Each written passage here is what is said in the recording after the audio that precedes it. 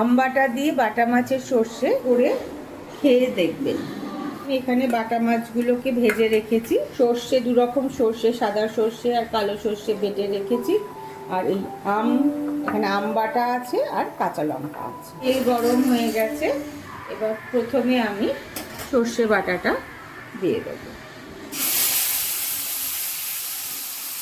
1/2 চামচ হলুদ গুঁড়ো দিলাম, 1/2 চামচ লঙ্কা গুঁড়ো, পরিমাণ মতো নুন।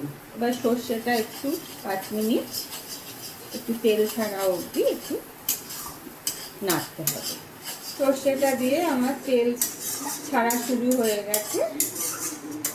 এবার আমি আম বাটাটা আর কাঁচা লঙ্কা দিয়ে দিই। আবার 2 মিনিট মতন একটু আম বাটাটা দিয়ে কষতে হবে। মিক্সির বাটি ধুয়ে সামান্য জল আমি এই সর্ষেটার মধ্যে দিয়ে দিই। 2 মিনিট একটুখানি ফুটে গেলে তারপর আমি মাছগুলো দেব। এবার আমি মাছগুলো দিয়ে দিচ্ছি।